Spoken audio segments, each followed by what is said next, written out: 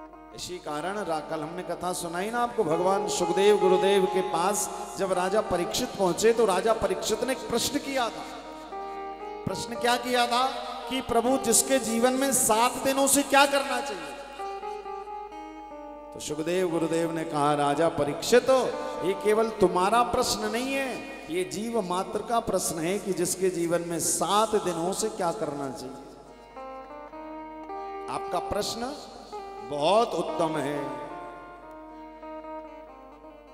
भगवान सुखदेव गुरुदेव ने जब राजा परीक्षित ने प्रश्न किया ना, तो राजा परीक्षित को धन्यवाद दिया कि वरियान शेते प्रश्न कृतो लोकहितं नृपा आत्मविद सम्मतः पुंसा श्रोतव्यादिषु या परा।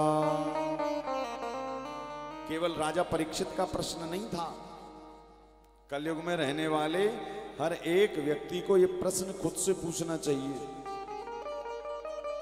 ये तो आपको पता है ना कि सबके जीवन में 7 दिन है, चाहे अमीर हो चाहे गरीब हो, राजा हो रंग हो, कोई भी हो, सबके जीवन में भगवान ने 7 ही दिन बनाए, रविवार से शनिवार, इसके अलावा 8वां दिन आपको मिलने वाला नहीं है।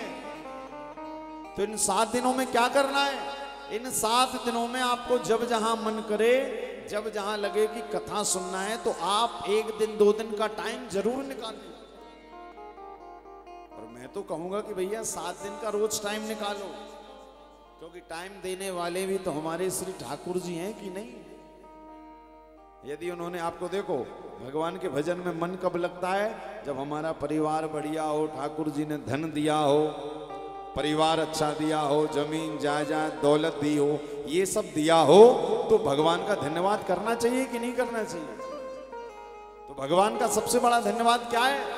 भगवान का सबसे बड़ा धन्यवाद है उनकी कथा का श्रवण कर लिया, समझो हमने उनको धन्यवाद कर दिया। ठाकुर जी का धन्यवाद क्या है? उनकी कथा का श्रवण। अरे तेरा ही दिया मैं खाया पिया है, ये रोज कहा करिएगा भगवान से।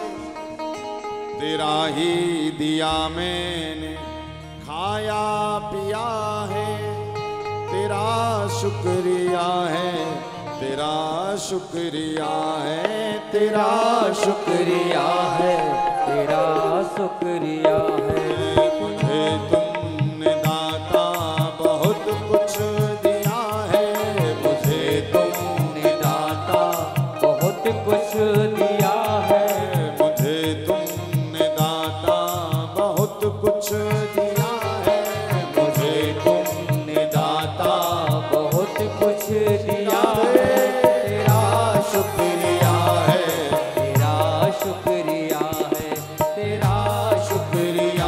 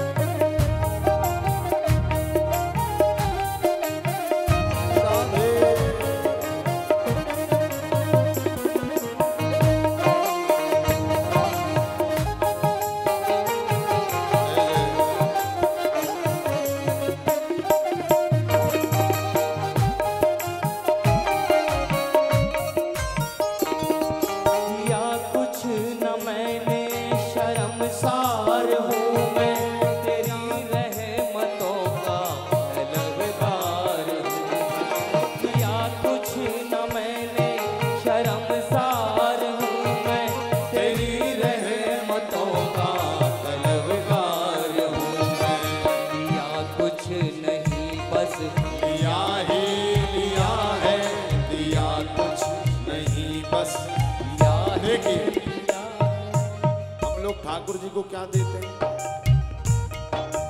आप खुद विचार करिएगा। देखिए, भगवान आपको महीने की 5 तारीख तक सैलरी आपके अकाउंट में भेज देते हैं कि नहीं? जिसका जो भी काम है, किसी किसी को तो रोज दे रहे हैं। भाई ये ठाकुर जी की कृपा है, जिसको रोज मिल रहा है, और जिसको महीने में एक बार मिल रहा है, तो किसकी कृपा से मिल रहा है? उसकी कृपा से। यदि भगवान देना बंद कर देंगे तो सरकार क्या कहती? 4 महीने की पेमेंट रोक लेती। भगवान की इच्छा नहीं रहती कि 4 महीने तक तुम्हारे पास धन आए।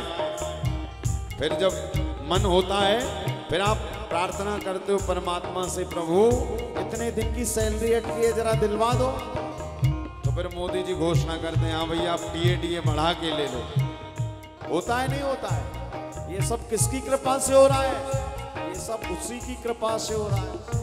तो जरा विचार करिएगा, जब हर महीने उसको आपका ध्यान है कि इसके घर में रोटी जाएगी, भोजन जाएगा मेरी बदौलत, तो भैया फिर हमें भी ध्यान रखना चाहिए उनका कि नहीं?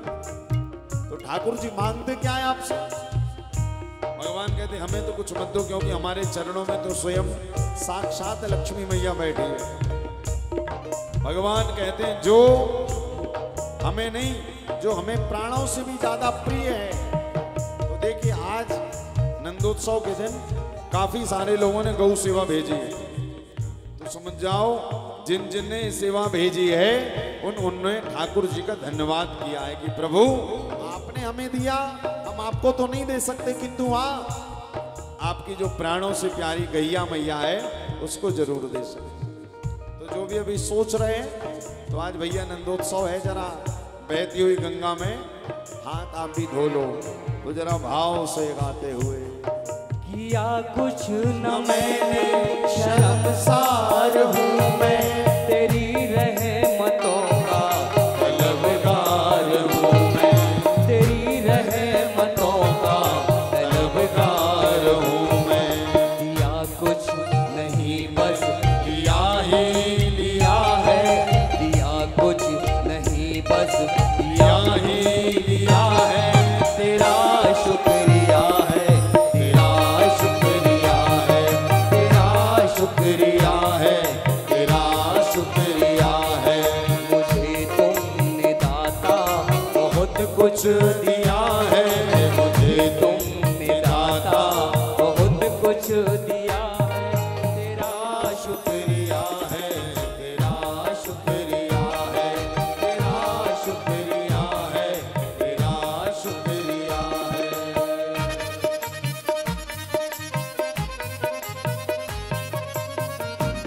राधे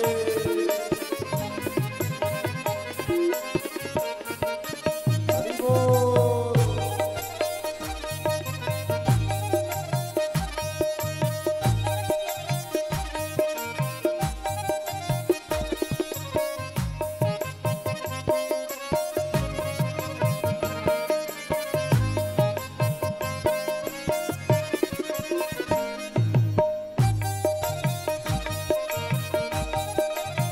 प्यारे की जय हो।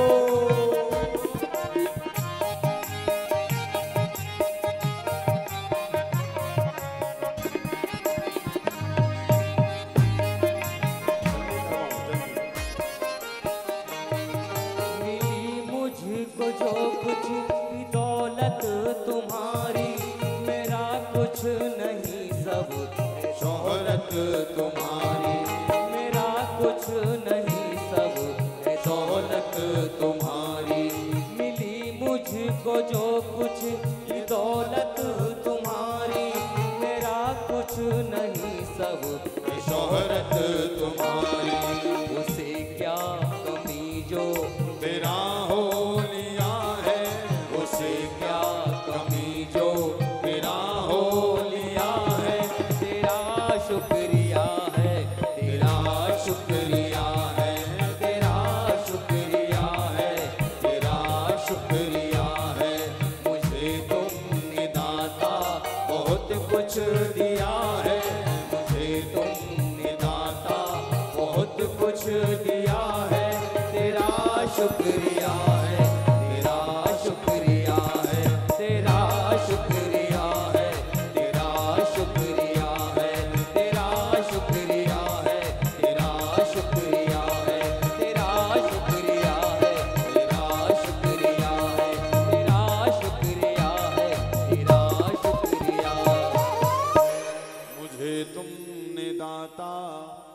बहुत कुछ दिया है, तेरा शुक्रिया है, तेरा शुक्रिया।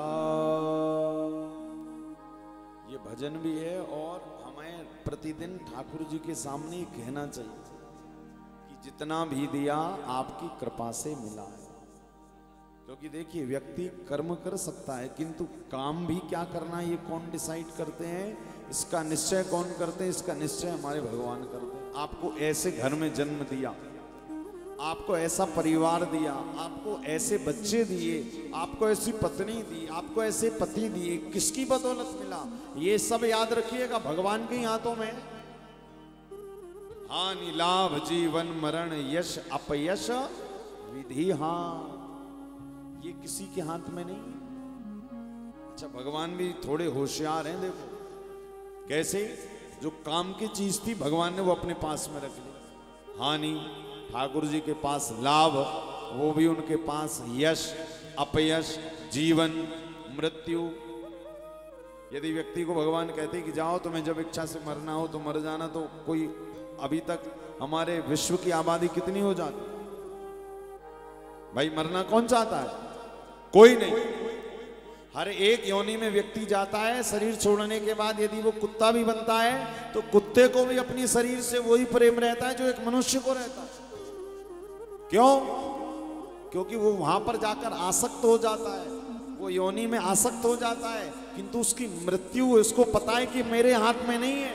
और जिसका कंट्रोल आपके हाथ में नहीं है तो उसका भय आपको बना रहता है।